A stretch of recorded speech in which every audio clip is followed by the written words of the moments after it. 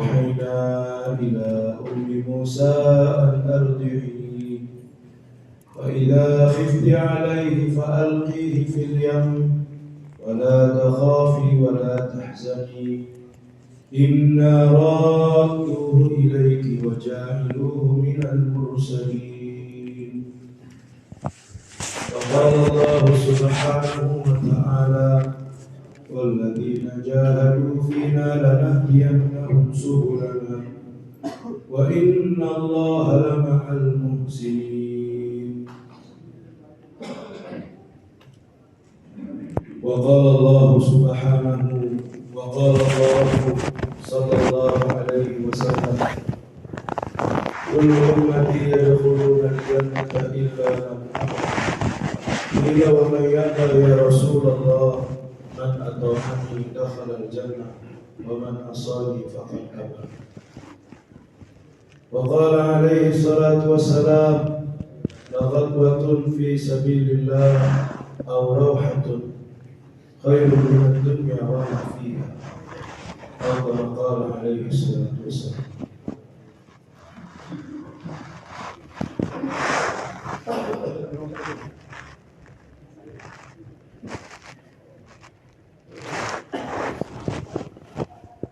Bapak-bapak, orang-orang tua kami, para alim ulama, ustaz-ustaz, hadirin yang dimuliakan Allah Subhanahu wa Ta'ala.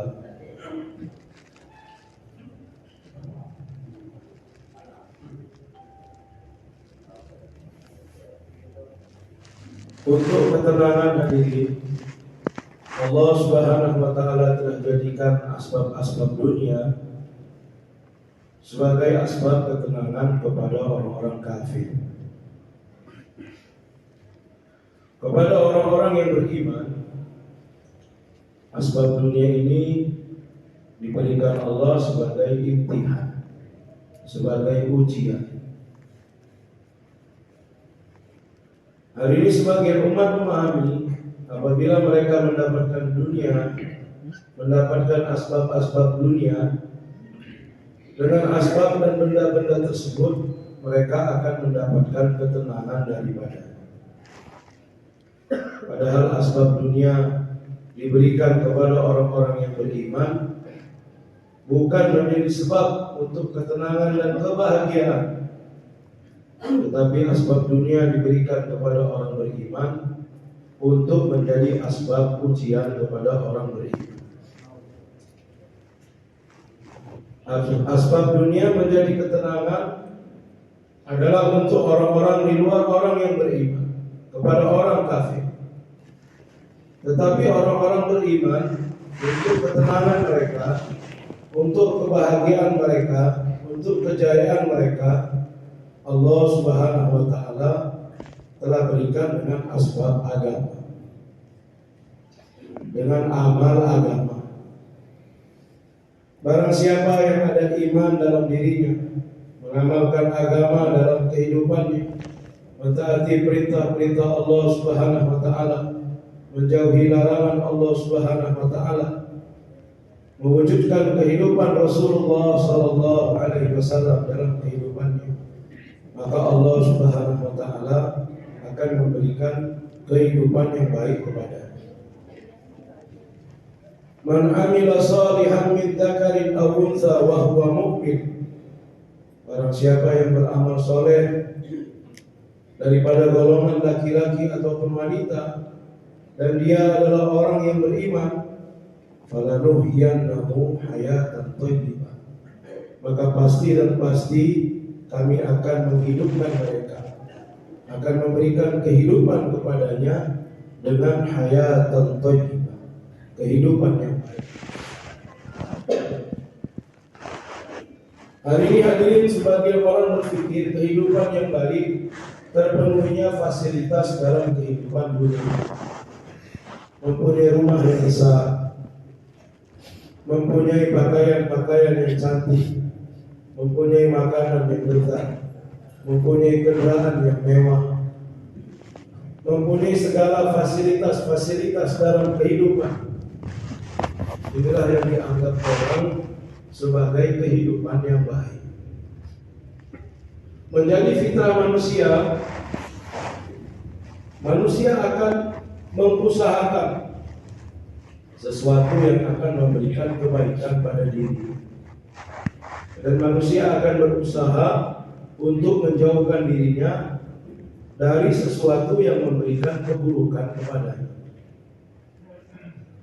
Maka karena kefahaman manusia hari ini, kehidupan yang baik dengan adanya asbab benda-benda, dengan adanya fasilitas-fasilitas kehidupan, maka di seluruh dunia hari ini kita melihat orang-orang di luar Islam, bahkan orang-orang di dalam Islam sendiri sibuk mengejar benda-benda dunia. Dari pagi sampai malam, malam sampai pagi kembali. Panas keringat, banting tulang, sampai tulang terbanting-banting. Ya. Berusaha untuk mendapatkan benda-benda dunia, karena mempunyai kefahaman kehidupan yang baik itu akan didapatkan dengan benda-benda. Padahal Allah Subhanahu wa taala telah meletakkan kehidupan yang baik dalam diri orang-orang yang beriman, yaitu dengan iman dan amal soleh. Hadirin yang dimuliakan Allah Subhanahu wa taala, manakala iman diusahakan, maka amal yang keluar daripada anggota tubuh adalah amal yang mengikut kehendak Allah Subhanahu wa taala. Apabila amal wujud dalam kehidupan manusia, amal yang baik, maka Allah Subhanahu wa taala akan memberikan keadaan-keadaan yang baik.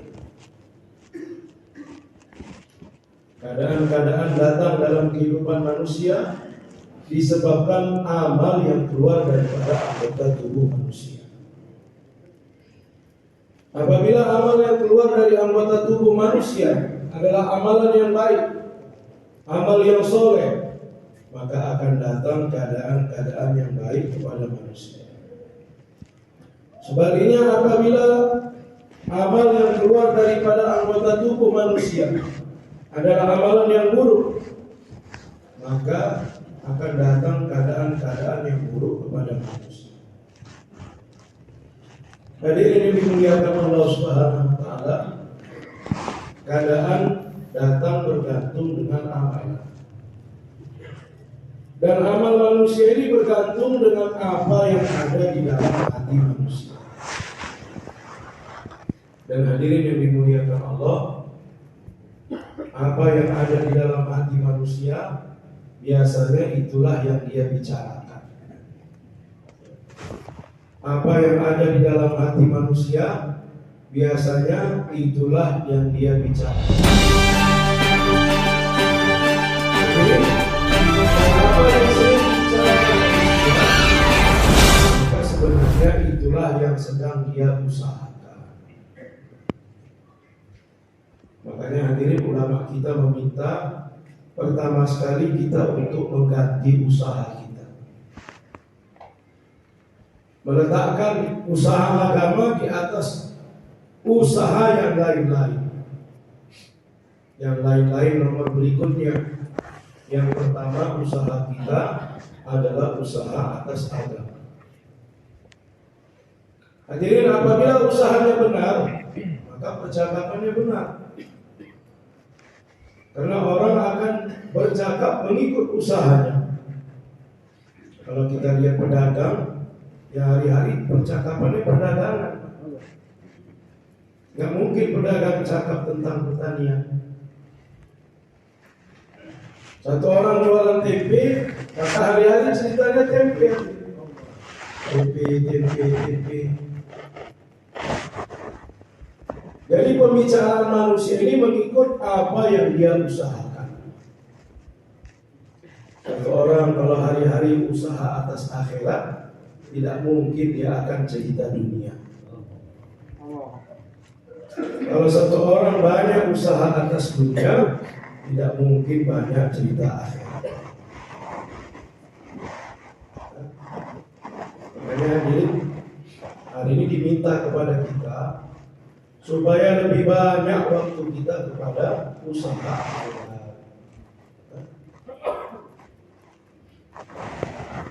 Hari ini seimbang pun belum.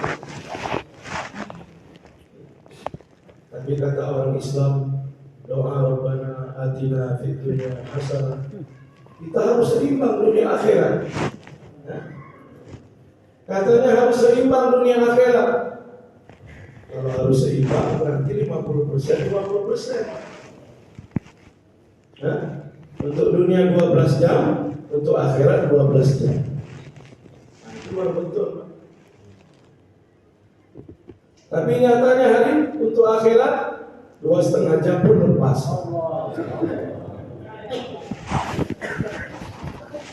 Waktu kita jadi amal makomi, nggak nampak yang 2,5 jam. Itu karena nggak ditanya-tanya.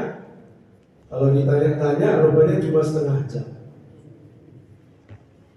Kalau buat 2,5 jam, kalau buat setengah jam, dihitung nggak orang yang 2,5 jam? Dihitung. Dihitung lah. Walaupun tulisannya 2,5 jam, rupanya ngamalkannya kita cuma setengah jam.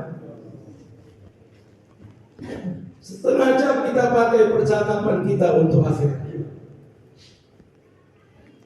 Hadirin yang dimuliakan Allah Subhanahu wa taala, apa yang sering kita cakapkan itulah yang masuk ke dalam hati kita.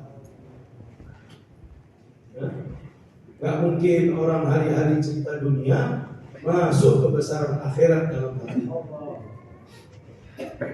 Dan tak mungkin orang yang hari-hari cerita akhirat tapi masuk kebesaran dunia dalam hati. Makanya hadirin kita diminta untuk meluangkan waktu sebanyak-banyaknya keluar di jalan Allah supaya pembicaraan kita terbuka dari pembicaraan keduniaan kepada pembicaraan agama. Dan apa yang ada di dalam hati manusia itulah yang akan keluar daripada anggota tubuhnya. Dan amalan apa yang keluar dari anggota tubuhnya itulah keadaan yang Allah Ta'ala akan berikan dalam kehidupan. Jadi ini berentetan, Pak. Hari ini orang Islam pada umumnya hanya mengetahui apa yang ada di dalam hati keluar di anggota tubuh. Apa yang keluar di anggota tubuh begitulah keadaan yang datang. Hanya ini saja. Tidak ditarik ke atas. Apa yang ada di dalam hati manusia mengikut apa yang dia bicarakan hari-hari. Ulama mengatakan kalau kita bicara kebesaran Allah 1000 kali, Pak, baru 1 kebesaran Allah masuk dalam hati.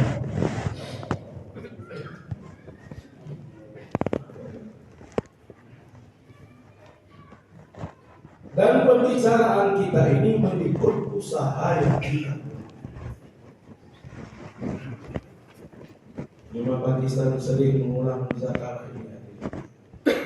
Maka yang pertama, setiap orang-orang yang beriman perlu mengganti usaha. Di markas Rebel Pakistan sering disampaikan, kita bukan pedagang, kita bukan petani, kita bukan dokter, kita bukan polisi, kita bukan tentara, kita bukan pegawai, kita bukan guru, ya. Tapi kita adalah umat Rasulullah Sallallahu Alaihi Wasallam. Ini kedudukan kita yang pertama, Pak. Pedagang, petani, guru, polisi, tentara, profesor, dokter, insinyur itu nomor belakangan. Status kita yang pertama adalah sebagai umat Rasulullah Sallallahu Alaihi Wasallam. Hadirin yang dimuliakan Allah Subhanahu Wa Taala, masalah-masalah datang dalam kehidupan manusia karena rusaknya amalan manusia.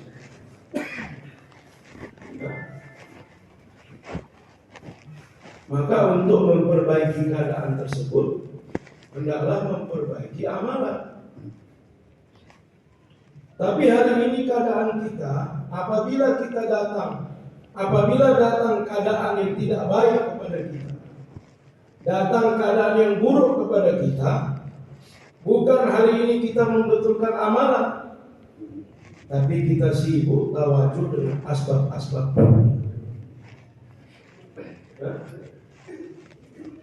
Ada masalah menambah pekerjaan, ada masalah sibuk dengan asbab-asbab, ada masalah sibuk dengan makhluk. Bagaimana mungkin hadirin keadaan buruk yang datang dalam kehidupan kita datang karena amal kita yang buruk akan selesai dengan kita mengusahakan asbab-asbab. Sedikit pun tidak ada ta'alluq, sedikit pun tidak ada hubungan asbab dengan keadaan. Maka keadaan tidak akan berubah dengan bertambahnya asbab atau dengan berkurangnya asbab. Hari ini kita merasa keadaan yang buruk datang kepada kita karena berkurangnya asbab. Maka untuk merubah keadaan tersebut, kita pun berusaha untuk menambah asbab. Padahal hadirin yang mulia, keadaan yang buruk datang kepada kita karena rusaknya amal kita. Maka jalan untuk keluar daripada keadaan tersebut, hendaknya kita membetulkan amalan kita. Hendaknya kita datang kepada perintah-perintah Allah Subhanahu wa taala. Terkadang hadirin, keadaan yang datang kepada kita adalah untuk menguji kita. Orang-orang yang beriman, amalannya baik, tapi untuk meningkatkan derajatnya, untuk meningkatkan derajatnya di sisi Allah, maka Allah memberikan keadaan-keadaan yang buruk. Hadirin yang dimuliakan Allah Subhanahu wa taala, maka untuk menyelesaikan keadaan tersebut tidak ada jalan lain kecuali kita datang kepada perintah Allah. Manakala kita datang kepada perintah Allah, kita mengamalkan agama, maka di dalam perintah Allah ada janji Allah, dan di dalam janji Allah ada qudratullah.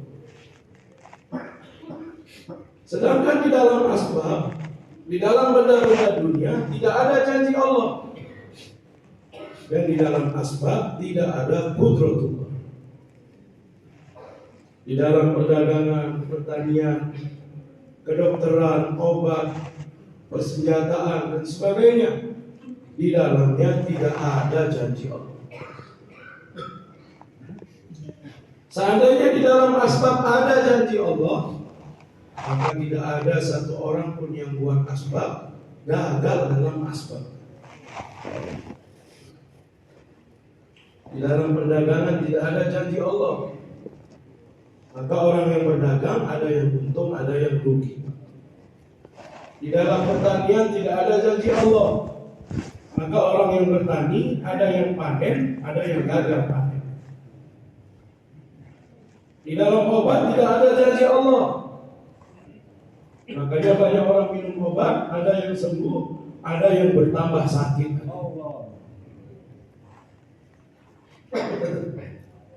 Kalau di dalam perdagangan ada janji Allah, maka semua orang yang berdagang pasti untung.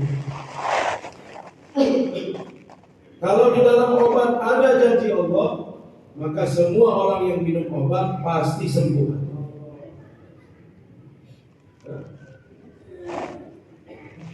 Tetapi hadirin yang mulia, karena usaha iman begitu lemah kita buat, yang tidak Allah janjikan itu yang kita yakini. Sementara yang Allah janjikan kita tidak yakini. Kembali hadirin, hari ini kita usaha dunia gagal, buat lagi gagal, buat lagi gagal lagi. Kenapa bolak-balik buat? Dengan keyakinan tadi. Ya. Udah keluar uang jutaan, puluhan, ratusan juta, bolak-balik gagal, tapi main terus, Pak. Kenapa? Karena yakin. Padahal Allah tidak ada berjanji apapun di dalamnya. Tapi kalau buat amal gagal, dah tinggalkan amal. Sholat 2 rakaat, tunggu-tunggu nggak datang pertolongan Allah. Dah nggak sholat lagi. Padahal di dalam amal ada janji Allah. Di dalam perintah Allah ada janji Allah. Dan di dalam janji Allah ada kudrat. Makanya Allah berfirman, iyyaka na'budu wa iyyaka nasta'in. Hanya kepadamu lah kami menyembah dan hanya kepadamu lah kami meminta pertolongan. Ini tertib, Pak. Tertib amal, kemudian iyyaka na'budu itu amal, Pak. Iyyaka nasta'in apa? Doa. Jadi amal, doa. Doa itu hubungannya dengan amal. Tidak ada hubungan doa dengan asbab. Harusnya setelah kita buat amal kita doa. Karena jalan untuk terkabulnya doa dengan jalan amal. Tidak ada sedikit pun hubungan doa dengan asbab. Hari ini seorang pedagang berdagang dari pagi sampai petang. Selesai petang dia berdagang, dia doa, ya Allah, aku sudah berdagang, ya Allah, maka berikanlah keuntungan kepadaku. Apa hubungannya dagang sama doa? Ya? Kalau orang bertani sudah bertani seharian, selesai bertani dia doa, ya Allah, aku sudah bertani, ya Allah, berikanlah rezeki kepadaku. Apa hubungannya pertanian dengan doa? Satu orang minum obat, ya Allah, tolong jalan obat, Allah berikanlah kesembuhan kepada. Mana ada hubungan obat dengan doa? Paham, Pak? Ada kurang.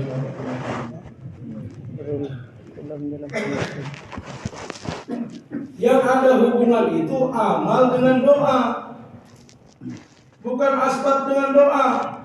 Tapi jangan keliru, Pak. Bukan berarti kita disuruh meninggalkan asbab. Tapi ingat, tidak ada hubungan doa dengan asbab. Yang berhubung itu doa dengan amal. Kenapa? Karena doa Allah Ta'ala perintahkan, ud'uni astajib lakum. Berdoalah kepadaku, maka aku akan kabulkan. Sementara asbab tidak ada janji Allah. Bagaimana berhubung doa dengan asbab? Yang mana doa Allah berjanji akan mengabulkannya, di dalam asbab tidak ada janji Allah. Nah, kalau doa dengan amal, doa di dalamnya ada janji Allah dan amal pun di dalamnya ada janji. Nyambung, Pak? Nah, lantas untuk apa kita buat asbab? Nah, ini jadi pertanyaan. Hadirin yang dimuliakan Allah Subhanahu wa Ta'ala, orang-orang beriman buat asbab bukan untuk mencari harta, bukan untuk supaya menjadi orang kaya, bukan. Yang pertama, orang beriman mencari asbab untuk mendapatkan rezeki yang halal. Yang kedua, kita membuat asbab supaya hajat kita tidak terbuka di hadapan manusia. Supaya hajat kita tidak terbuka di hadapan manusia. Karena biasanya orang yang tidak punya asbab, biasanya hajatnya akan terbuka di hadapan manusia. Bila mana hajat dan keperluan kita terbuka di hadapan manusia, maka sifat tawakal kita menjadi hilang. Allah Akbar. Orang yang bertawakal kepada Allah adalah orang yang hajatnya tidak terbuka kepada orang lain. Hadirin yang dimuliakan Allah Subhanahu wa taala. Satu orang sahabat pergi cari kerja, nggak dapat. Besok pergi lagi cari kerja, nggak dapat. Mondar mandir. Maka istrinya di rumah berpikir, ini kalau suamiku nggak dapat kerja, mondar mandir ke sana kemari, aku takut orang-orang akan mengasihani dia. Sehingga hajat kami akan terbuka di hadapan orang lain. Maka apa yang dibuat istri saya? Di rumahnya ada kisaran gandum, ya, untuk menggiling biji gandum. Ya. Padahal biji gandum tidak ada. Ya. Maka biji gandum itu hadirin, dia putar. Ya. Dia putar biji gandum. Ya. Sehingga suara gesekan kisaran gandum tersebut terdengar kepada tetangga. Allah Akbar. Supaya tetangga berpikir di rumah orang ini ada yang sedang digiling. Allah Akbar. Padahal tidak ada apa-apa di rumah. Kemudian hadirin yang mulia, dia kumpulkan kayu bakar, dia bakar dengan api sehingga keluar asap ke atas. Allah. Padahal tidak ada yang dimasak di rumah. Allahu Akbar. Untuk memberitahu kepada orang lain ada yang dimasak di rumah kamu. Inilah tawakal. Allah. Kalau hajat kita diketahui orang lain, maka tawakal menjadi hilang. Orang-orang yang bertawakal kepada Allah, wa may yatawakkal 'ala Allah fa huwa hasbuh. Barang siapa yang bertawakal kepada Allah, maka cukuplah Allah baginya.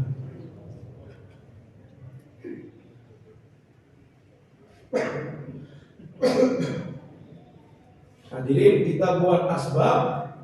Berikutnya adalah untuk menghidupkan sunnah Rasulullah Sallallahu Alaihi Wasallam dalam asbab tersebut. Kalau orang-orang Islam tidak buat asbab, tidak dagang, tidak bertani, tidak jadi dokter dan sebagainya, maknanya sunnah Nabi SAW yang diatur di dalam asbab-asbab tersebut maka akan menjadi hilang. Orang-orang beriman buat asbab, niatnya untuk menghidupkan sunnah. Ada satu orang sahabat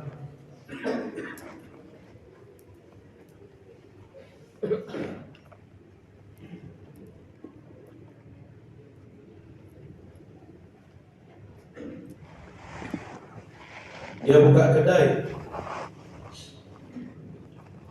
Beberapa hari dia buka kedai. Gak sampai 1 bulan dia tutup kedai. Orang tanya, kenapa tutup? Berhenti jualan. Loh, kok berhenti jualan? Sudah selesai maksudku jualan. Apa yang aku cari sudah dapat, sudah. Gak perlu lagi berkedai. Apa yang kamu cari? Nabi mengatakan, barang siapa yang berjual beli. Ya. Kemudian datang pembeli kepadanya. Dia pun menjual barangnya. dia mengambil uang daripada barang yang dijual. Beberapa hari kemudian orang yang membeli tadi datang dengan membawa barang kembali. Ya, barangnya masih utuh. Dia katakan, wahai saudara, setelah beberapa hari saya rupanya tidak perlu dengan barang ini. Saya mau kembalikan. Maka saya terima barang tersebut, dan dengan harga berapa saya jual, saya kembalikan uangnya.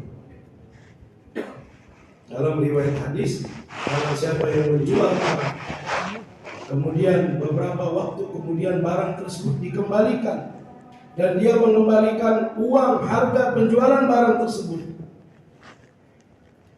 maka nanti di dalam surga Allah akan membangunkan satu istana untuk Allah. Nah, kemarin itu pedagang yang beberapa hari membeli barang itu, hari ini dia telah mengembalikan barangnya, dan aku pun telah mengembalikan uang. Nah, karena aku udah dapat fadilah ini, udah nggak perlu lagi dagang. Allah. Sahabat berdagang untuk mendapatkan fadilah di akhirat tadi. Bukan mendapat untung, bukan mau jadi kaya, bukan supaya uang banyak. Bapak baca kitab Muntakhab Hadis. Barang siapa yang mencari nafkah dengan niat untuk menambah hartanya, menumpuk-numpuk hartanya supaya bertambah banyak hartanya.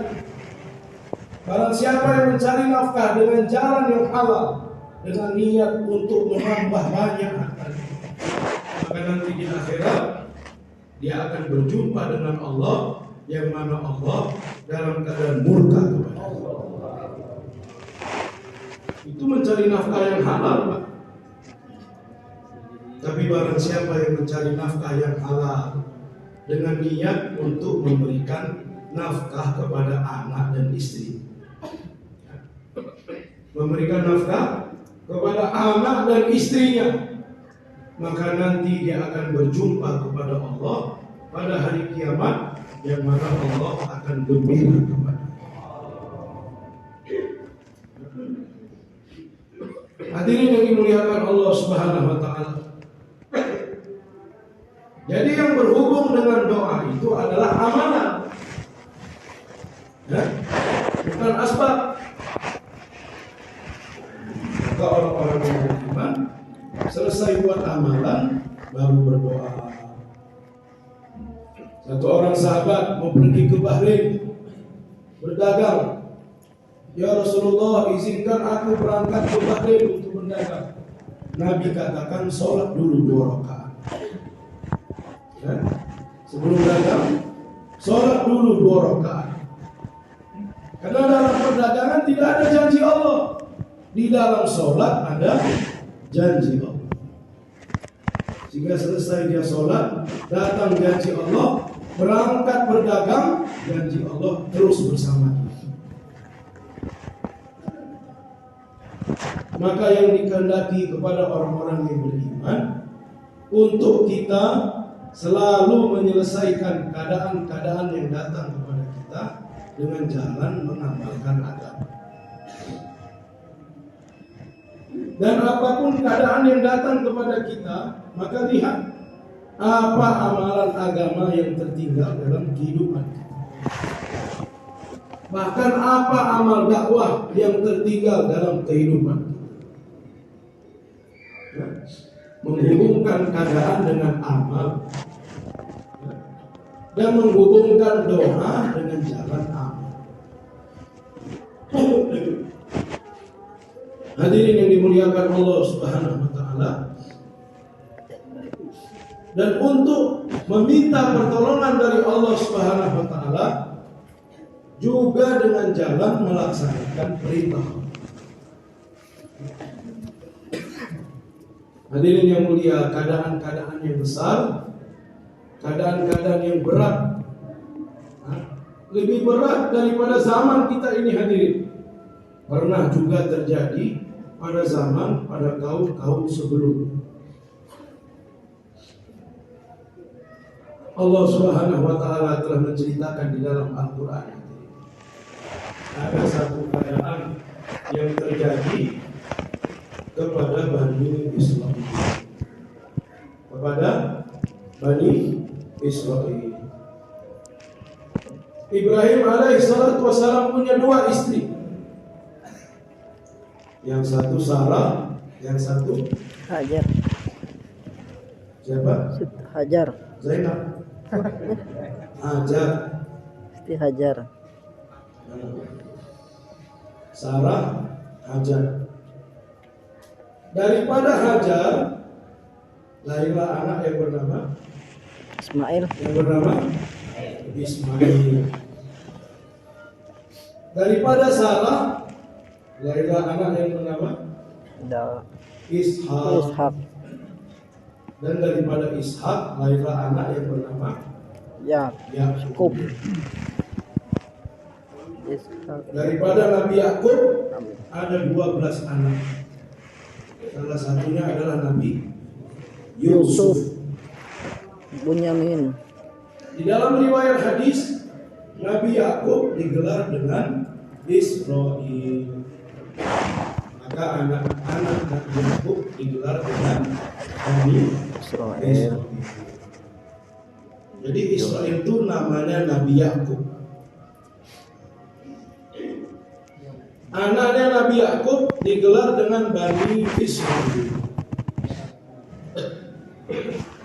Salah satunya Nabi Yusuf. Ada abangnya Nabi Yusuf, namanya Bunyamin. Lawi. Ada merek celana itu apa nama celana? Lois. Itu dari situ itu Pak. Lois. Dari keturunan Lawi inilah muncul Nabi Musa alaihissalam. Lois. Jadi hadirin, Bani Israil ini orang Islam Pak. Kenapa? Bapaknya Islam, Nabi Yakub, kakeknya Islam, Nabi Ishak, buyutnya Islam, Nabi Ibrahim. Ini semua orang Islam hadirin. Tetapi hadirin yang mulia, manakala orang-orang Islam jauh daripada perintah Allah, tidak lagi mengamalkan agama dalam kehidupan mereka, maka Allah Subhanahu wa taala akan berikan keadaan-keadaan yang tidak baik kepada mereka. Supaya apa? Supaya mereka kembali kepada Allah. Supaya mereka rujuk kepada Allah. Hadirin yang dimuliakan Allah Subhanahu wa taala, pada zaman dilahirkannya Nabi Musa alaihi salatu wasalam, maka keadaan orang-orang Islam waktu itu dalam keadaan yang buruk. Allah Subhanahu wa taala lahirkan raja yang zalim di tengah-tengah mereka.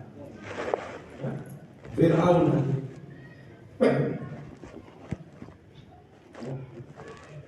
Kisah Nabi Yusuf, Nabi Yakub dengan anak-anaknya, dengan seluruh keluarganya hijrah dari tempat mereka menuju Mesir. Tinggallah mereka di Mesir, Pak, sampai zaman Nabi Musa. Awalnya mereka ini disegani karena keluarganya Nabi Yusuf. Tetapi hadirin, manakala amalan-amalan agama ditinggalkan, perintah-perintah Allah ditinggalkan, akhirnya Bani Israil di tanah Mesir Allah Subhanahu wa taala jadikan budak. Dijadikan budak. Padahal hadirin yang mulia, di dunia ini orang-orang di luar Islam adalah pelayan kepada orang-orang Islam. Pelayan kepada orang-orang Islam. Tapi apabila orang Islam meninggalkan amalan agama, maka orang Islam menjadi pelayan kepada pelayan di muka bumi. Allahu Akbar. Seperti kejadian kita hari ini.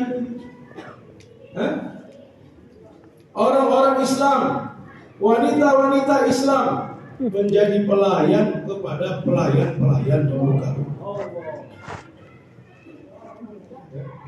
Di Hong Kong, di Vietnam, di China, di mana-mana. Wanita-wanita Islam hadir. Berkhidmat kepada orang-orang di luar Islam. Padahal harusnya orang di luar Islam yang berkhidmat kepada orang Islam. Tapi orang Islam gila dengan dunia, sibuk dengan dunia. Jadi hamba dunia. Akhirnya mereka pun menjadi teruk, menjadi pelayan di muka bumi. Inilah yang terjadi kepada Bani Israel, hadirin. Tetapi hadirin yang mulia, dalam setiap zaman, apabila kezoliman telah berlaku, dalam satu riwayat hadis Allah mengatakan, sesungguhnya Allah telah mengharamkan kezoliman. Apabila kezaliman telah berlaku di muka bumi, maka Allah Subhanahu wa taala akan mengirim hamba-hambanya yang akan berhadapan dengan kezaliman tersebut supaya kezaliman itu hancur di muka bumi. Wa nuridu an namunna 'alal ladzina istud'ifu fil ardh. Dan kami menginginkan memberikan anugerah kepada orang-orang yang lemah di muka bumi. Wa naj'alahum a'immah wa naj'aluhum warithin. Supaya mereka menjadi imam, pemimpin di muka bumi dan mewarisi bumi. Orang-orang yang lemah Bani Israel. Apa yang terjadi hadirin? Fir'aun dimimpikan akan ada seorang anak yang akan menghancurkan kerajaan. Hadirin yang dimuliakan Allah Subhanahu wa taala, maka Fir'aun pun memanggil ahli nujum. Apa yang harus kita buat? Ahli nujum mengatakan kalau begitu, pada tahun kelahiran anak itu, semua anak yang ada kita bunuh. Dalam satu riwayat, saya baca dalam satu kitab, kurang lebih 80.000 anak laki-laki yang masih bayi dibunuh oleh tentara Firaun. 80.000, Pak.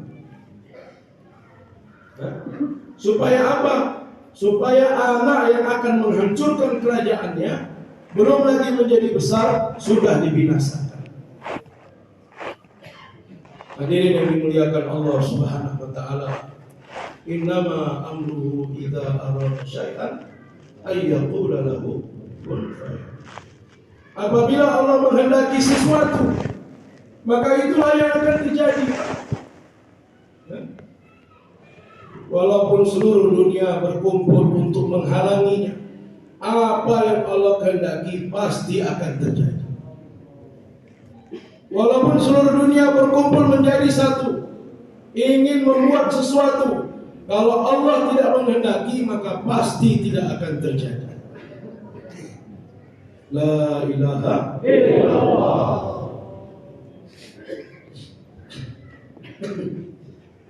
Ibu Nabi Musa dalam keadaan ketakutan.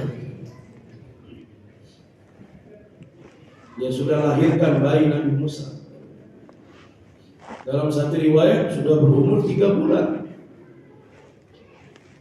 Macam manalah caranya supaya dia dapat menyembunyikan anak tersebut?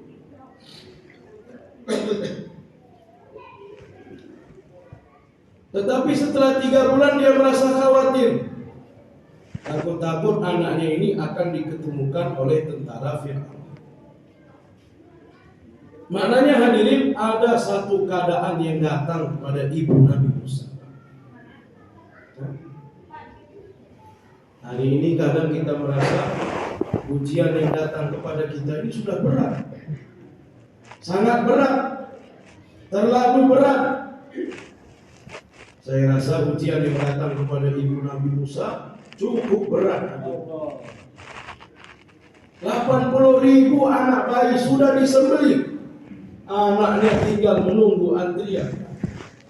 Kalau ketahuan dirampas langsung disembelih. Apa keadaan yang lebih berat daripada keadaan tersebut? Maka hadirin yang dimuliakan Allah, untuk keluar daripada keadaan tidak ada jalan lain kecuali dengan perintah Allah. Nah, hadirin yang mulia, keadaan-keadaan yang datang kepada kita untuk keluar daripada keadaan tersebut, maka tidak ada jalan lain kecuali kita menunaikan perintah Allah. Nah, kalau kita pandai-pandaian, kita cari dengan asbab, kita selesaikan dengan pemikiran kita, bukan keadaan menjadi selesai, bahkan keadaan akan menjadi semakin berat.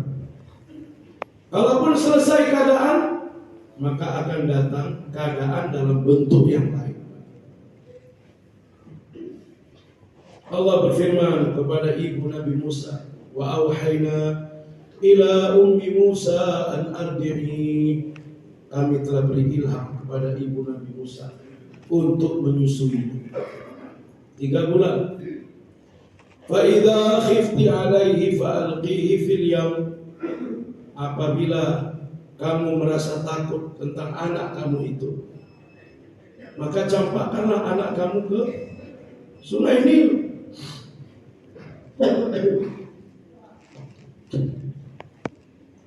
Dalam keadaan tersebut, maka Allah memberikan perintah kepada ibu Nabi Musa.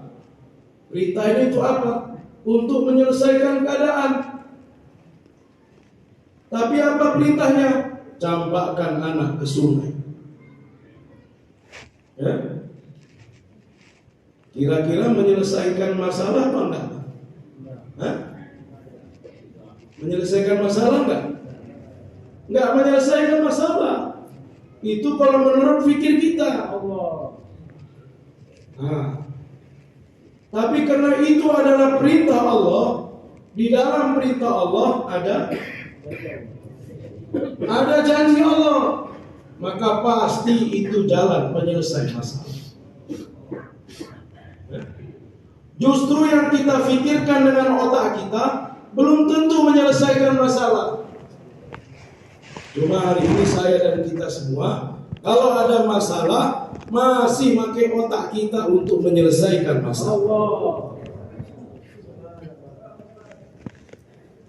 Untuk menyelesaikan masalah, kita belum ambil peran membawa perintah Allah dalam kehidupan. Kenapa hadirin? Karena yakin kita rusak. Kita tidak yakin kepada perintah Allah. Kita yakin dengan asbab dan benda-benda di sekitar kita. Sehingga apabila datang masalah, kita akan coba menyelesaikan masalah dengan asbab dan benda-benda di sekitar kita. Orang kalau yakin kepada perintah Allah, apabila datang masalah, maka dia akan menyelesaikannya dengan perintah Allah. Maka membina yakin ini tidak cukup sekali 4 bulan, Pak. Pak, 4 bulan, aku udah 4 bulan, Pak. Ya kenapa rupanya kalau Bapak udah 4 bulan? Hah? Bukan masalah udah 4 bulan, sudah masuk belum yakin dalam hati kita. Kalau sekali, 2 kali, 10 kali, 20 kali belum masuk juga, ya keluar lagi 4 bulan nanti. Sampai kalau ada masalah, kita akan lari kepada perintah Allah. Kalau udah mulai gitu, kalau nggak keluar 4 bulan lagi, ya balik lagi kepada asbab. Hadirin yang dimuliakan Allah Subhanahu wa taala. Perintah Allah hadirin untuk menguji orang-orang beriman, biasanya perintah diberikan dalam bentuk yang secara kasat mata zahir manusia tidak menyelesaikan masalah. Ini untuk menguji, Pak. Apakah yakin kepada perintah Allah atau yakin kepada asbab? Makanya perintah kepada ibu Nabi Musa, campakkan anak ke sungai. Padahal di dalam sungai ada buaya, di dalam sungai ada ular, di dalam sungai ada binatang berbisa. Ini bukan menyelesaikan masalah, tapi bertambah masalah. Hari ini tim usuli datang sama kita, taskin. Kita pun ceritakan, Pak, masalah ini. Orang usuli pun gitu. Habis jari. Saking banyaknya. Cuma tim usuli dengar bayar dia, Pak. Untuk menyelesaikan masalah, lari kepada perintah Allah. Oh, pas sekali, Pak, kalau Bapak punya masalah. Ada ini jalan penyelesaiannya. Orang itu pun semangat. Cemana, Pak? Cemana? Keluar di jalan Allah. 4 bulan. Iya. Keluar, Pak. Iyalah. Kenapa menyelesaikan masalah? Kan Allah bilang dalam Quran, ya ayyuhalladzina amanu in tansurullah yansurkum. Wahai orang-orang beriman, jika kamu membantu agama Allah, maka Allah akan membantu kamu. Pas sekali Bapak ada masalah ini, keluar Bapak, selesai masalah.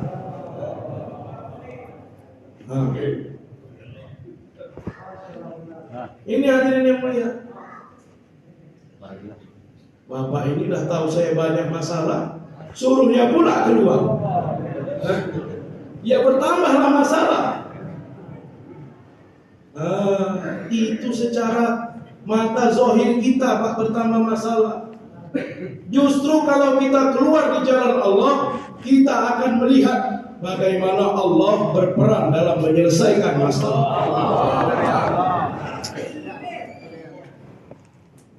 Allah janjikan hadirin, di dalam perintah Allah ada janji Allah. Keluar ini perintah Allah, maka di dalamnya ada janji Allah. Apa janji Allah? Allah akan menolong kamu. Kepada ibunda Nabi Musa, di dalam perintah Allah ada janji Allah. Fa'alquhu fil yam, campakkan di sungai. Allah mengatakan la takhafi wa la tahzani. Jangan kamu takut, jangan kamu sedih. Kalau kami perintahkan, ada janji kami. Apa janji Allah kepada ibu Nabi Musa? Inna radduhu ilaiki. Sesungguhnya kami akan mengembalikan dia kepada kamu. Jangan takut, jangan sedih. Kubalikkan nanti anakmu itu. Nah, kalau Allah katakan Allah balikkan, pasti Allah balikkan. Gak usah tanya-tanya macam mana balikkannya, kapan balikkannya, lewat apa balikkannya.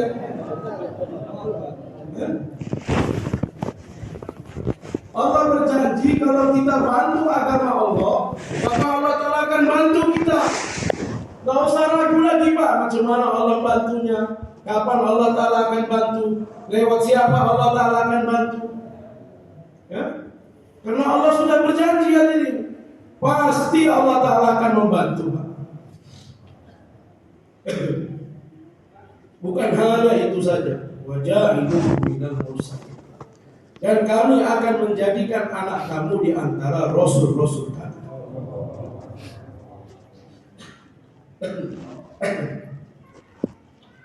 Faltaqatahu alu fir'auna liyakuna lahum aduwwan wa hazana.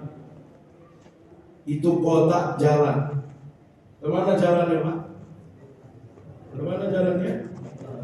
Ke istana Fir'aun.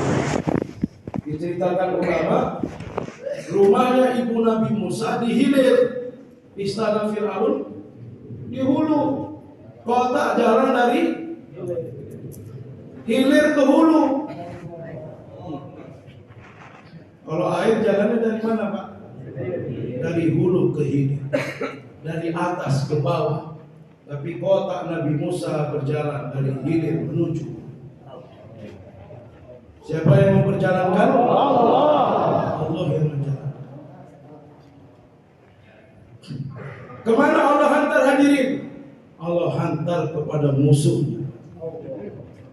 Allah. Fir'aun cari-cari nggak dapat. Ini hantar. Allah. Oh, sudah diantar. Aku mau lihat kamu mampu nggak turun. Faltaqatahu, maka telah diterima oleh keluarga Fir'aun, liyakuna lahum aduwwa wa hazan, supaya nanti akan menjadi sebab musuh dan kesedihan bagi mereka. Inna Fir'auna wa Hamana wa junudahuma kanu khati'in. Sesungguhnya Fir'aun, Haman dan bala tentaranya, mereka orang yang berbuat salah.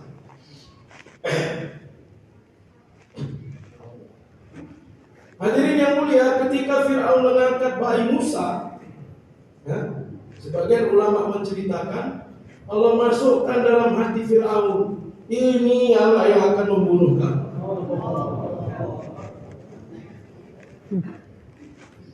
Langsunglah Fir'aun ambil pedang. Itu Fir'aun bawa pedang, istrinya lihat. Istrinya pun menyampiri. Wa qalat imra'atu Fir'aun, telah berkata perempuannya Fir'aun, qurratu ainin li wa, ini anak ini akan menjadi pelipur matamu dan pelipur matamu. Fir'aun pun udah buka pedang, udah mau siap ditebas. Istrinya katakan, la taqtuluh, jangan bunuh dia. Oh, tak jadi pembunuh. Raja yang ngaku jadi Tuhan, tapi begitu istrinya katakan jangan bunuh, berhenti ya. Bola insyaallah. Karo konjos no. Ini kehebatan wanita. Jangan main-main dengan wanita ini, Pak.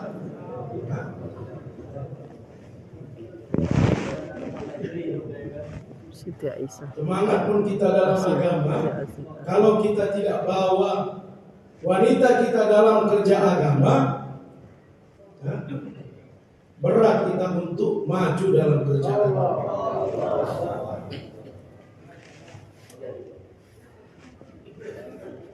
Ada waktu masih muda, semangat. Begitu nikah, ada kisah hadirin. Allahu Akbar. Di satu hutan diadakan acara.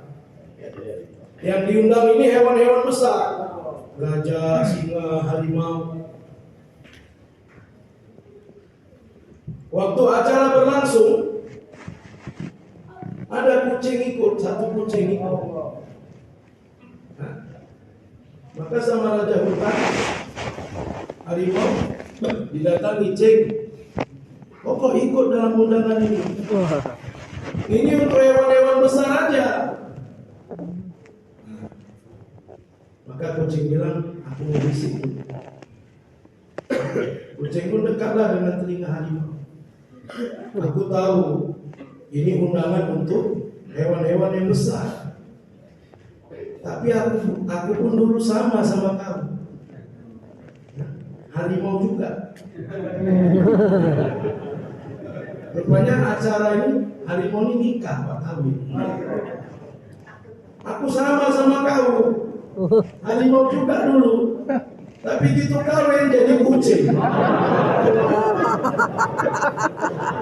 Allahu Akbar.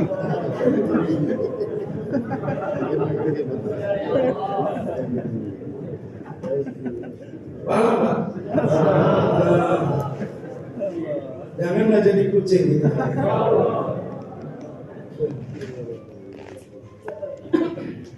Belum kawin, masya Allah. Tak kaza sini. Rekam sini, rekam situ katanya. Maka penting hadirin wanita-wanita kita bawa dalam kerja agama. Yang pertama hidupkan taklim di rumah. Taklim rumah dengan 5 amal taklim. Ya? Ada halqah tajwid, ada taklim kitabi, muzakarah 6 sifat, kemudian tashkil dan musyawarah. 5 amal taklim di rumah. Jangan ada di antara kita yang tidak buat 5 amal ini hati.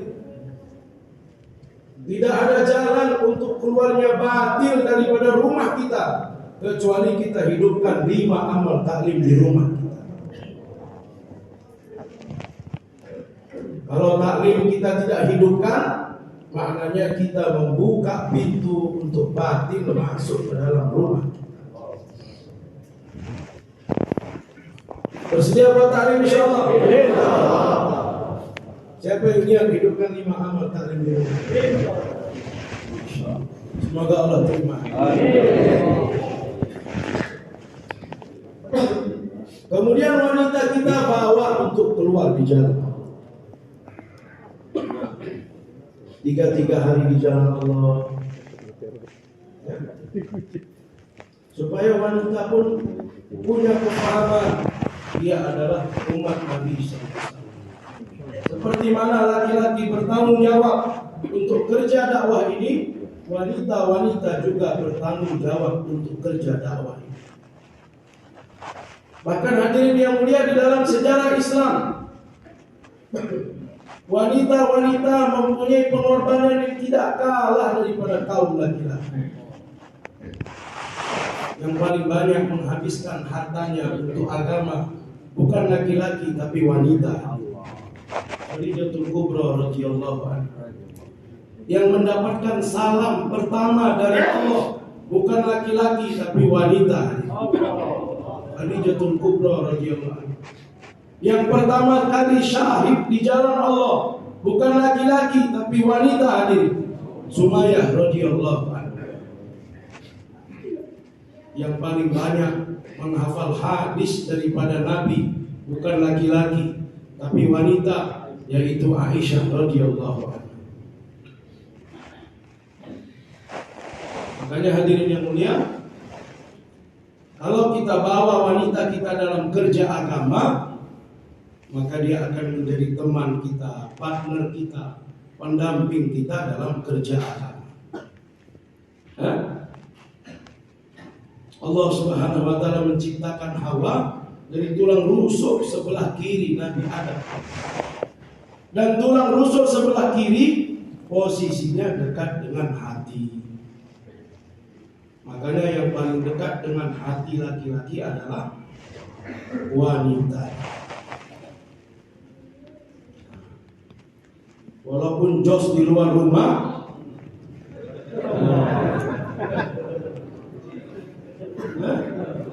sampai rumah, masya Allah, jadi kucing.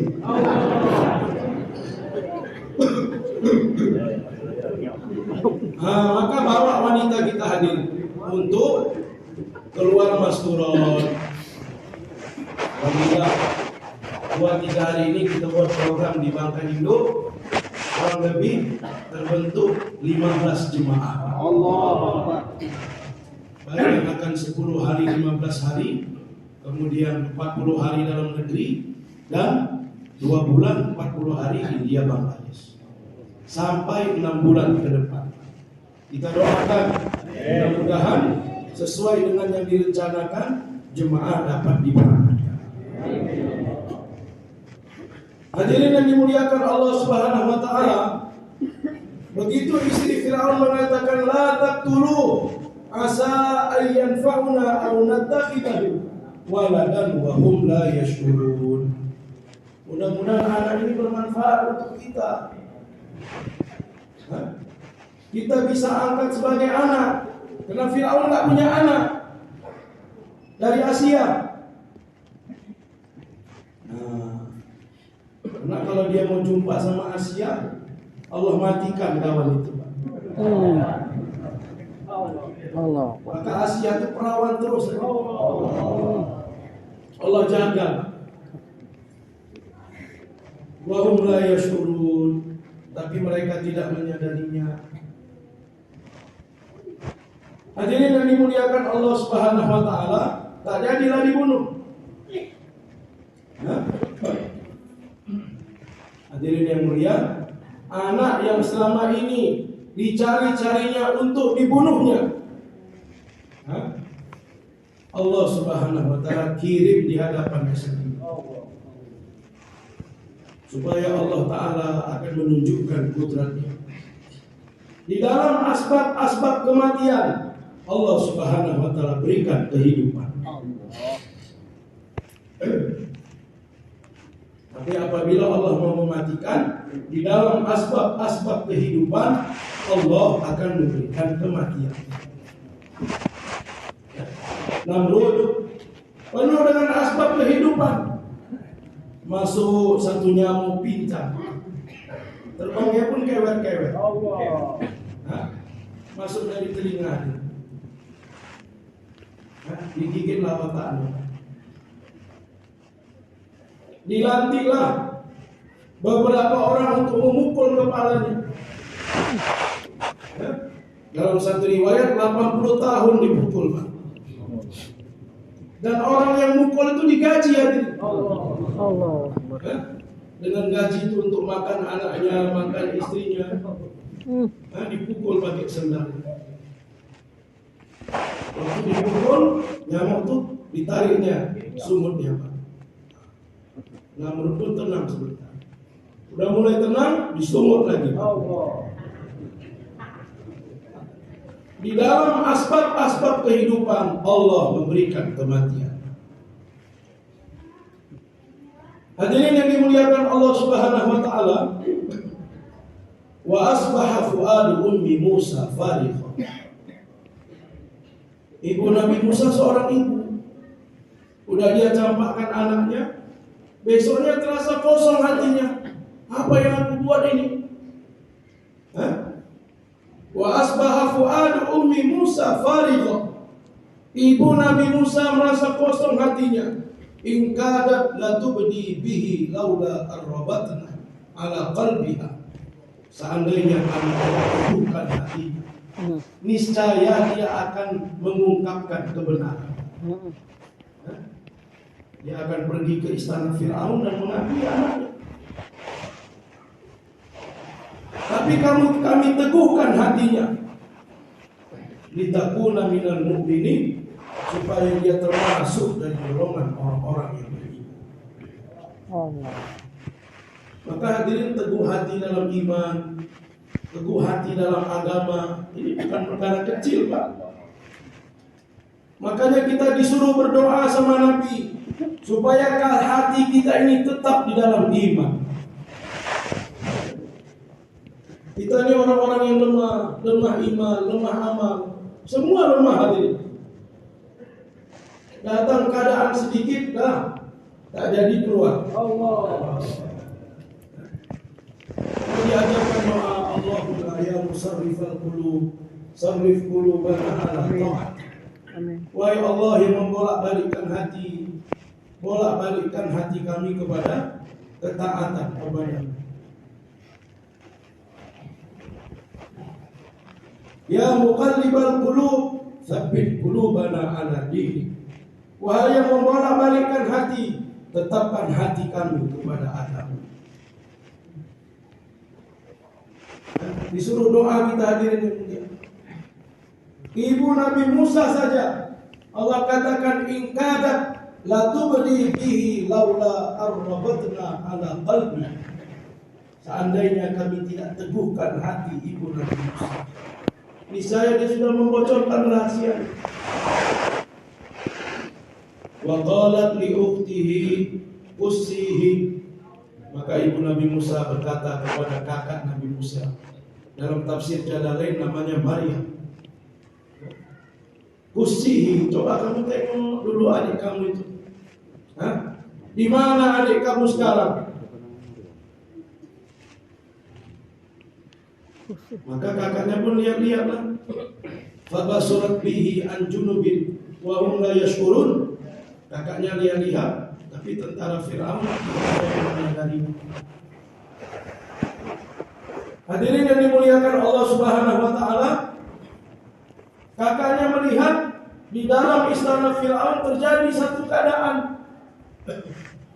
Bayi yang didapat oleh Firaun karena masih bayi, baru 3 bulan, berhajat kepada air susu. Maka Nabi Musa pun mulai haus, minta air susu. Mulailah Tuhan Firaun pening.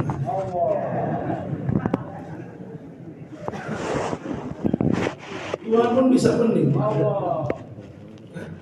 Sebenarnya Allah mau menunjukkan, kamu yang mengaku sebagai Tuhan, banyak keadaan-keadaan yang kamu tidak mampu menyelesaikannya.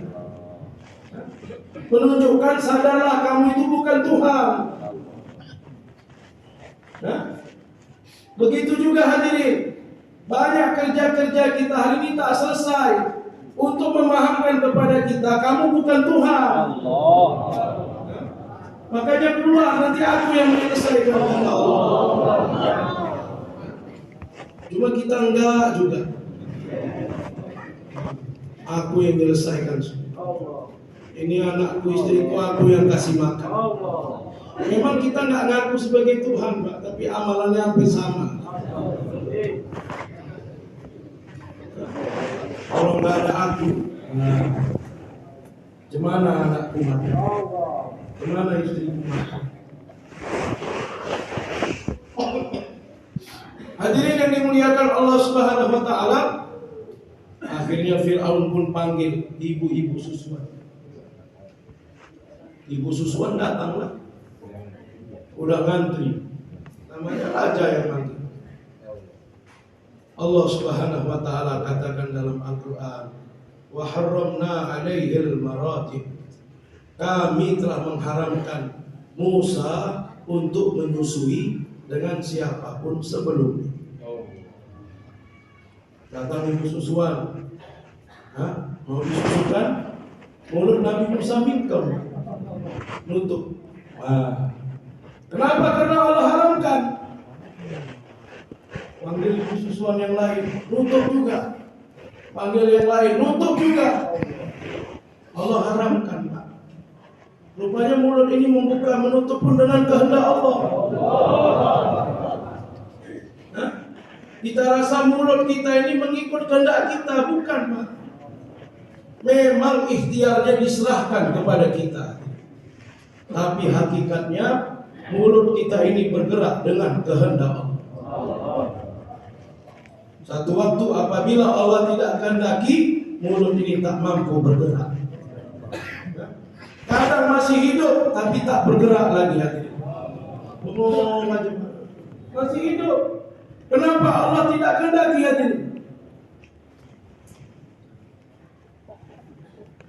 Nabi Musa alaihi salatu wassalam mulutnya enggak mau. Firaun tambah stres lah. Marah-marah dia, Pak. Allah mau tantang, kalau kamu memang Tuhan, kasihlah susu sama satu anak ini. Mampu tidak?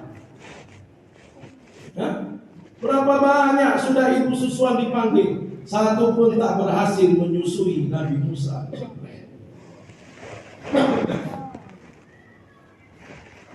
Hadirin yang mulia, kakaknya Nabi Musa lihat apa yang terjadi dengan kabar anak yang dipungut oleh Firaun tak mau menyusui dengan siapa. Menjerit terus.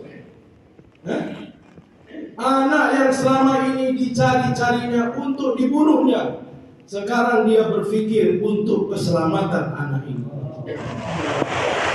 Allah balik. Allah berkuasa, hadirin yang mulia. Awalnya anak ini akan dibunuhnya. Sekarang Allah serahkan kepada dia untuk menyelamatkan nyawa anak. Innallaha ala kulli syai'in qadir. Sesungguhnya Allah berkuasa atas segala sesuatu. Hadirin yang dimuliakan Allah Subhanahu wa taala. Karena nggak dapat juga Firaun buat satu peraturan, buat satu iklan, pengumuman. Kalau 1 kali 24 jam ke depan anak yang didapatnya tidak dapat ibu susuan, maka tentara-tentara Firaun semua akan dibunuh.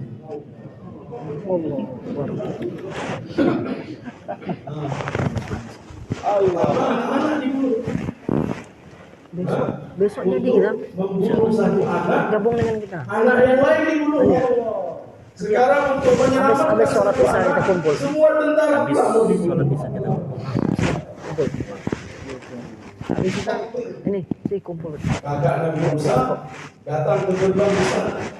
2 tentara berdiri, tapi berdirinya lemas, Pak. 4 pasang gitu.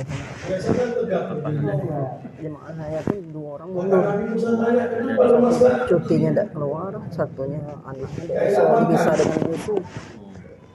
Tentara mengatakan, Fir'aun dapat anak, kami dapat musibah.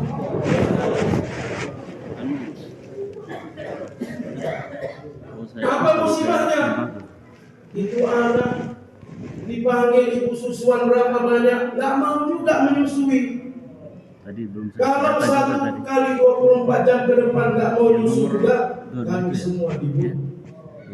Al-Quran bercerita, faqala, telah berkata, Al adullukum ala ahli baitin yahsuruna Bukan. wa hum nasihun. Mau tidak aku tunjukkan satu keluarga yang akan dapat mengasuhnya dan berbuat baik kepadanya. Maulana Mustaqim nama berkatuh Masyaikh Nizamuddin menceritakan kisah ini. Bahasa beliau, kakak Nabi Musa mengatakan, aku kenal dengan satu orang wanita, anak bayi paling bandel macam manapun pasti mau nyusu sama dia. Allah Akbar. Tentara itu langsung berdiri depan. Panggil wanita itu. Kakak Nabi Musa pun lari pulang ke rumah. Allah. Sampai di rumah langsung berteriak, ibu cepat. Adik Musa sudah beberapa hari tidak minum susu. Langsunglah berangkat ibu ke istana Fir'aun. Berjumpalah dengan anaknya. Janji Allah yang pertama Allah tunaikan. Inna radduhu ilaik. Sesungguhnya kami akan mengembalikan dia kepada kamu. Ya? Kalau kamu tunaikan perintah Allah, di dalam perintah Allah ada janji Allah. Ya? Kamu campakkan anakmu ke sungai, maka kami akan mengembalikan anak kamu kepada kami. Begitu ibu Nabi Musa datang, bayi Nabi Musa diserahkan pada ibunya, dimasukkan di bawah jilbab. Nabi Musa yang awalnya menjerit-jerit, sudah beberapa hari, beberapa malam, begitu disusui ibunya langsung diam. Fir'aun dengan bala tentara tepuk tangan semua. Allah. Gembira dengan keselamatan. Ya Allah. Hidayah tepuk tangan. Allah rubah. Ya? Di dalam perintah Allah ada janji Allah. Di dalam janji Allah ada kudratul. Ya? Dalam kisah ini banyak kudrat Allah perlihatkan. Tapi orang yang memahami kudrat Allah adalah orang-orang yang beriman, yang mampu mengambil iktibar. Hadirin yang dimuliakan Allah Subhanahu wa taala, faradadnahu ila ummihi, maka kami telah mengembalikan dia kepada ibunya. kai taqarra ainu, supaya menjadi pelipur matanya. Wala tahzan, dan supaya ibunya jangan sedih. Walita'lama anna wa'dallahi haq, dan supaya ibunya mengetahui bahwasanya janji Allah itu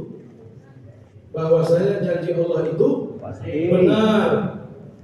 Walakinna aktsarahum la ya'lamun, tetapi kebanyakan manusia tidak mengetahui. Janji Allah benar, hadirin. Innallaha la yukhliful mi'ad. Sesungguhnya Allah tidak pernah ingkar kepada janji. Kalau manusia bisa ingkar janji, Pak, tapi Allah tidak akan pernah ingkar janji. Tapi Allah akan menunaikan janji kepada orang yang yakin kepada janji.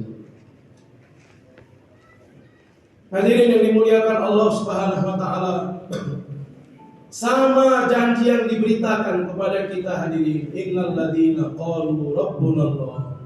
Sesungguhnya orang-orang yang mengatakan Rabb kami adalah Allah. Allah yang menjaga kami, Allah yang memelihara kami, Allah yang memberikan rezeki kepada kami.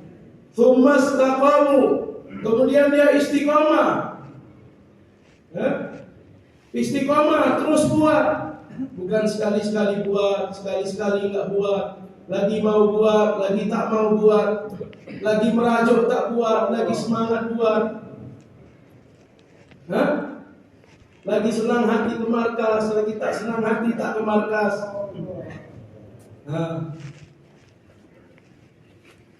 Kalau ini bukan istiqomah.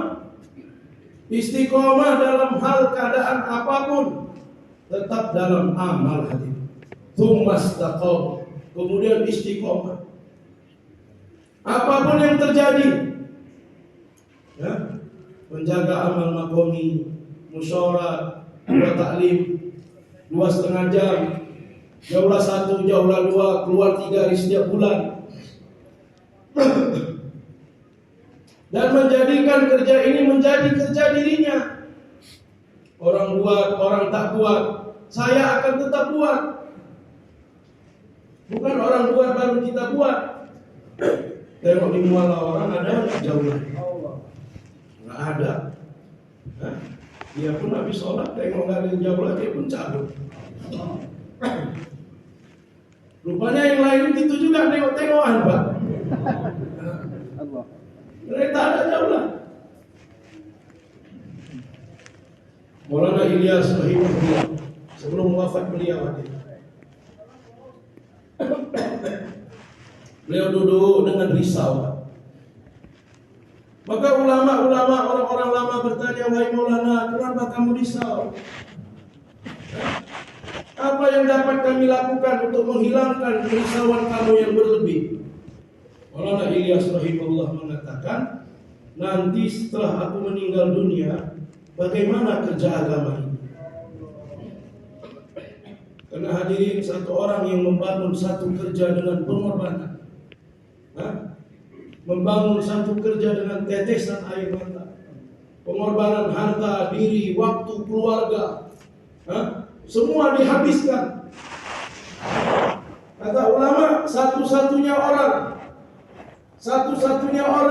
pada zaman tersebut yang dia telah memberikan waktu, harta, dirinya seperti mana para sahabat, yaitu Hadrat Maulana Ilyas rahimahullah. Orang yang membangun kerja dengan pengorbanan sebelum dia meninggal, maka pastilah dia akan risau, macam mana kerja ini nanti. Seperti mana satu orang tua punya pabrik banyak, sebelum meninggal risau nggak dia? Risau. Nanti ini pabrik, pabrik ini anak mana yang ngurus? Kenapa? Karena dia telah berkorban untuk pabrik tersebut. Orang-orang dunia risau dengan keadaan dunianya. Maulana Ilyas rahimahullah risau dengan kerja agama sebelum dia meninggal dunia. Maka ulama-ulama, orang-orang lama yang duduk mengatakan, wahai Maulana jangan risau, kami yang akan melanjutkan kerja ini. Satu orang berdiri lagi, wahai Maulana, jangan risau, kami akan terus 4 bulan tiap tahun. Kami akan buat kerja makomi. Masing-masing menyatakan sikapnya. Tapi atas jawaban mereka semua tidak mengubah keadaan risaunya Maulana Ilyas. Belum tenang juga Maulana Ilyas dengan jawaban mereka. Di antara orang lama dan ulama yang duduk, ada satu ulama baru, paling muda, bernama Maulana Ubaidullah Rahimahullah. Dari kecil di markas di Zamudin. Waktu itu beliau baru lulus saja. Di antara orang yang hadir beliau paling muda, maka tidak mungkin beliau akan berbicara bertentangan dengan adab. Tapi melihat wajah Maulana Ilyas tetap risau juga, walaupun banyak jawaban sudah diberikan. Akhirnya Maulana Ubaidullah memberanikan diri. Dia pun berdiri, wahai Maulana, orang yang kecil mau berbicara yang besar. Boleh tidak saya bicara? Maulana Ilyas mengatakan, wahai Ubaidullah, bicaralah.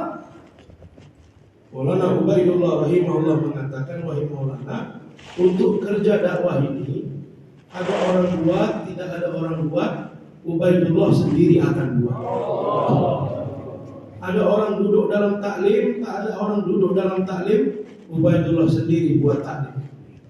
Ada orang buat jaulah, tidak ada orang buat jaulah, Ubaidullah sendiri akan buat jaulah. Ada orang keluar 3 hari, tak ada orang keluar 3 hari, Ubaidullah sendiri akan keluar 3 hari. Ada orang, tidak ada orang buat, saya sendiri akan buat. Karena kerja ini kerja saya. Mendengar jawaban Maulana Ubaidullah, wajah Maulana Ilyas menjadi tersenyum. Maulana Ilyas mengatakan, wahai Ubaidullah, orang-orang seperti kamu inilah yang aku harapkan setelah aku untuk meneruskan kerja agama.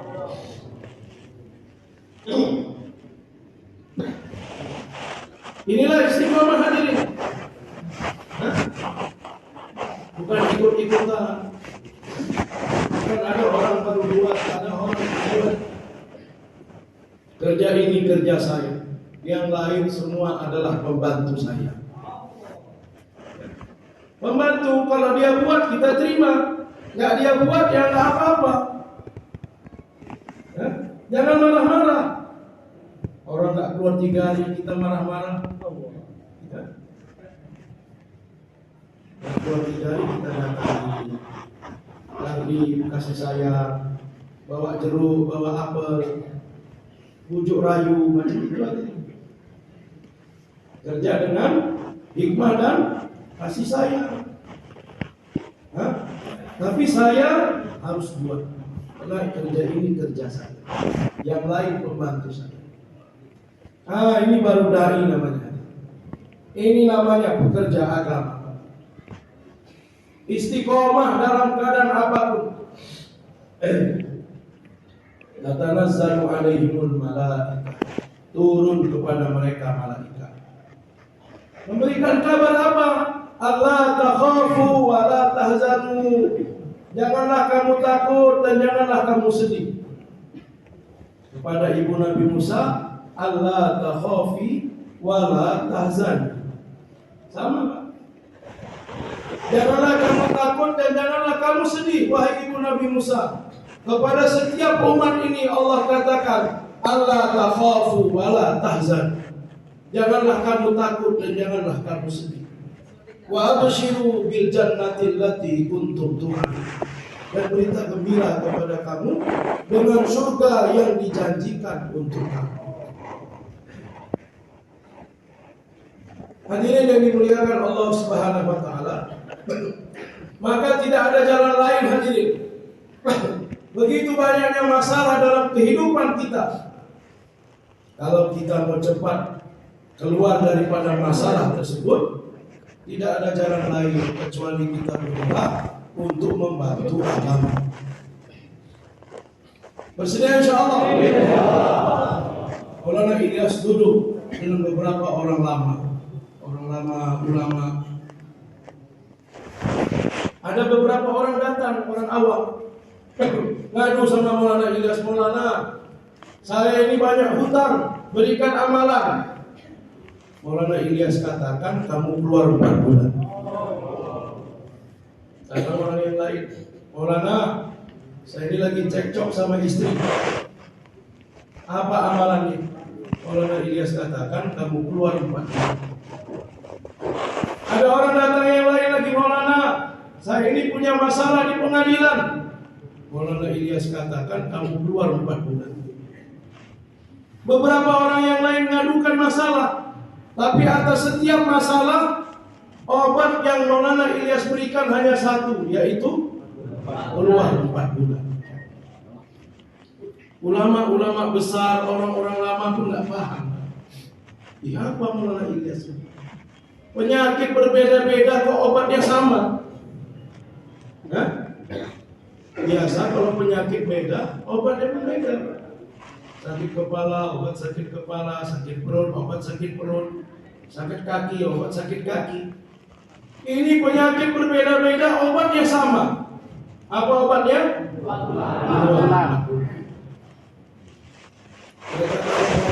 Kenapa seperti ini? Maulana Ilyas rahimahullah mengatakan, masalah-masalah yang datang dalam kehidupan manusia, penyebab yang utama rusaknya hubungan manusia kepada zat Allah Subhanahu wa taala. Apabila rusak hubungan manusia kepada Allah, maka Allah akan mendatangkan keadaan-keadaan yang tidak baik kepadanya. Aku suruh mereka untuk keluar 4 bulan, supaya dalam masa 4 bulan mereka betulkan hubungan mereka kepada Allah. Kalau mereka betulkan hubungan mereka kepada Allah, dengan sendirinya Allah akan membetulkan masalah-masalah dan keadaan mereka. Maka dalam pemahaman, pemandangan, pandangan, pemikiran Maulana Ilyas rahimahullah, untuk keluarnya umat ini dari segala masalah, dari masalah yang paling besar sampai masalah yang paling kecil, tidak ada jalan lain kecuali umat ini digerakkan keluar 4 bulan di jalan Allah. Apa masalah yang paling besar yang pernah terjadi dalam kehidupan umat ini? Apa Pak? Ada yang tahu? Ketika Rasulullah SAW meninggalkan dunia ini, tidak ada keadaan yang lebih berat yang dijumpai oleh umat ini kecuali ketika Nabi meninggalkan dunia. Maka datang masalah-masalah, munculnya nabi palsu, orang-orang yang imannya lemah murtad, orang tidak mau bayar zakat. Maka untuk menyelesaikan masalah ini, Sayyidina Abu Bakar Siddiq radhiyallahu anhu selaku Amirul Mukminin menyuruh semua orang-orang di Madinah untuk berangkat di jalan. Ya. Hingga waktu itu Madinah kosong beberapa hari. Tak terdengar azan di Masjid Nabawi. Semua diberangkatkan di jalan.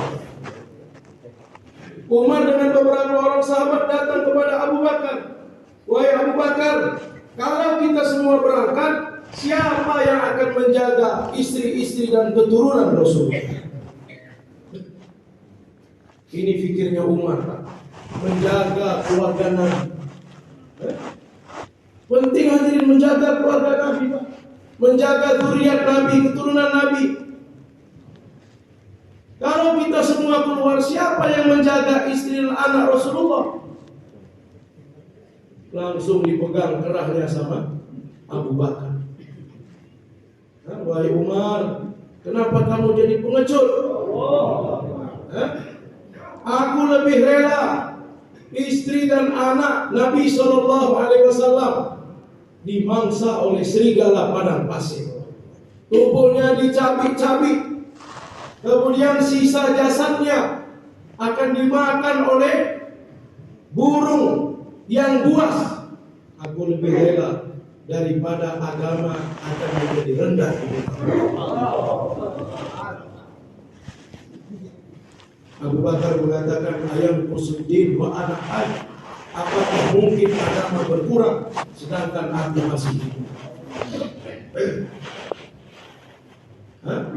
Apa yang terjadi hadirin? Dengan digerakkannya semua orang-orang yang beriman, Allah Subhanahu wa taala mengembalikan keadaan menjadi baik. Umar memikirkan keselamatan orang yang beriman, orang Islam. Abu Bakar memikirkan agama Islam. Ini beda nih. Dan Abu Bakar mempunyai keyakinan keselamatan orang-orang Islam ada di dalam agama Islam. Ya? Apabila agama Islam ini dijaga, maka orang-orang Islam akan terjaga. Makanya hadirin, janji Allah Subhanahu wa taala, intan surullah, jika kamu membantu agama Allah. Ya? Ada perbedaan membantu orang Islam dengan membantu Islam.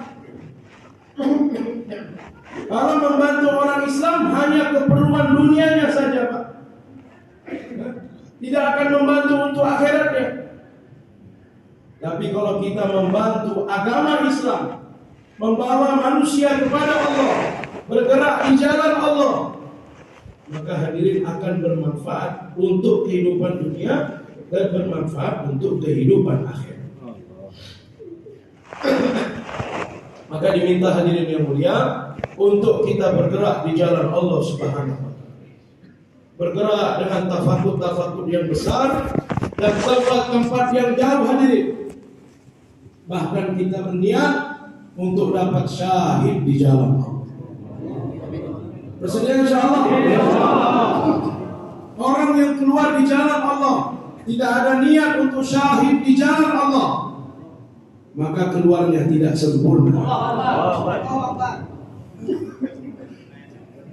Orang yang keluar di jalan Allah, kemudian dia syahid di jalan Allah, maka nanti di akhirat Allah Subhanahu wa taala akan bangunkan satu istana untuknya di dalam surga yang luasnya dari tempat kelahirannya sampai tempat syahid.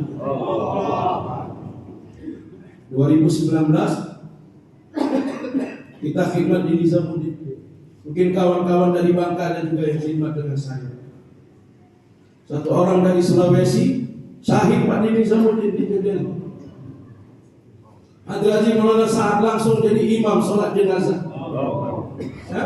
Selepas sholat jenazah, beliau pun mengucapkan kepada orang yang ikut dalam sholat jenazah, beruntungnya jenazah ini.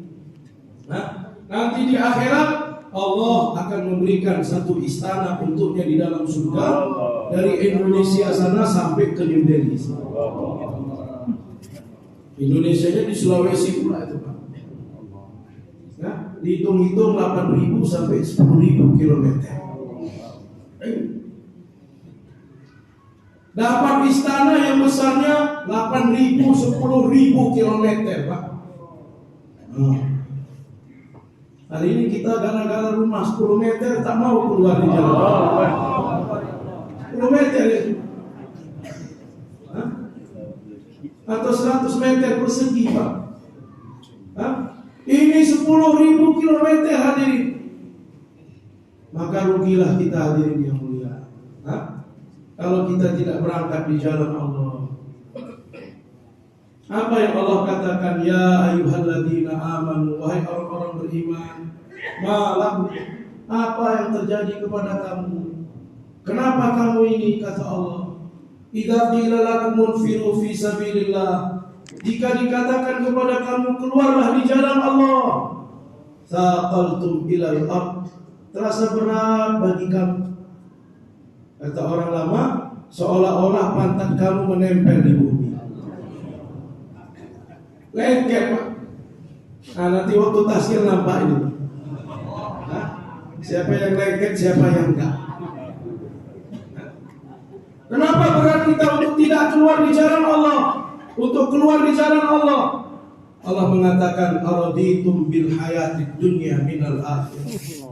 Apakah kamu lebih ridho kehidupan dunia dari kehidupan akhirat? Kamu lebih suka kehidupan dunia dari kehidupan akhirat? Kamu lebih cinta kehidupan dunia dari kehidupan akhirat? Kamu lebih sayang kehidupan dunia dari kehidupan akhirat? Wa mal hayatud dunya illa mata'ul ghurur. Dan tidaklah kehidupan dunia kecuali tipuan belaka. Maka untuk itu hadirin yang dimuliakan Allah, diharapkan kita semua untuk semangat, selalu bersemangat dapat keluar di jalan Allah Subhanahu wa taala. Apalagi orang-orang lama hadirin diminta untuk kita keluar lebih daripada tertib. Kemarin Maulana Syami menyampaikan dalam bayan, kalau kita hanya keluar dengan tertib cukup untuk menjaga agama dalam diri kita. Kalau menjadi asbab untuk tersebarnya agama di seluruh alam, maka kita harus keluar lebih daripada tertib kita. Yang biasa 40 hari, coba berangkat 4 bulan. Yang biasa 4 bulan, tambah jadi 6 bulan lagi. Yang biasa 3 hari setiap bulan, berangkat 10 hari setiap bulan. Kalau kita keluar lebih daripada biasanya, maka akan muncul di dalamnya pengorbanan. Di dalam pengorbanan ada mujahadah, dan di dalam mujahadah ada hidayah. Bersedia insyaallah. Insyaallah. Maka yang pertama hadirin, kita minta orang-orang yang siap dalam beberapa waktu cash atau beberapa waktu dekat ini untuk berangkat 6 bulan. Insyaallah. 4 bulan bersama jemaah umumi. Allahu Akbar. 4 bulan bersama jemaah umumi. Allah. 2 bulan kalau sudah buka Nizamuddin untuk belajar tertib di Nizamuddin. Kalau belum buka, musyawarah dengan markas.